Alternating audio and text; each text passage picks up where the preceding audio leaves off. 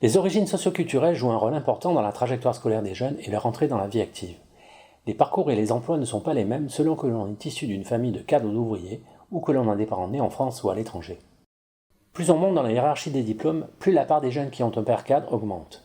Par exemple, parmi les titulaires de doctorat, 54% ont un père cadre et 7% un père ouvrier, tandis qu'au sein des non-diplômés, 5% ont un père cadre et 27% un père ouvrier. Un quart des enfants d'ouvriers est diplômé de l'enseignement supérieur, contre plus des 3/4 des enfants de cadre. 40% des jeunes dont les parents sont ouvriers possèdent au mieux un CAP ou un BEP. Seuls 4% des enfants de cadre sont dans cette situation.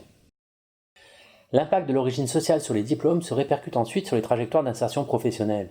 Au niveau les plus élevés de l'enseignement supérieur, les enfants de cadre s'inscrivent davantage dans les trajectoires d'accès durable à l'emploi. Sur l'ensemble de la génération, 73% d'entre eux accèdent durablement à l'emploi et seulement 4% restent aux marges de l'emploi. Ces proportions sont respectivement de 56% et 13% pour les jeunes dont les deux parents sont ouvriers ou employés.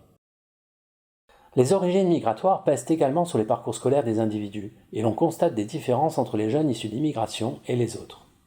Ainsi, 17% des enfants de parents nés à l'étranger ont quitté l'école sans diplôme, contre 14% pour l'ensemble des jeunes. En revanche, 20% obtiennent au moins un bac+5, autant que pour l'ensemble de la génération.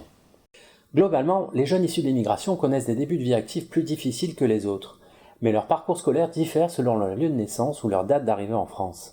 En effet, 88% d'entre eux sont nés ou résidaient déjà en France en classe de 6e. Leurs parcours sont plus courts que pour l'ensemble de la génération.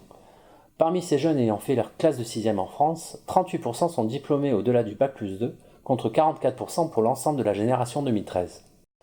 Ceux qui sont arrivés en France après la 6e ont des parcours nettement plus longs. Près de la moitié d'entre eux détiennent un diplôme de niveau supérieur ou égal à bac+5. Il s'agit principalement de jeunes venus en France pour y poursuivre des études universitaires.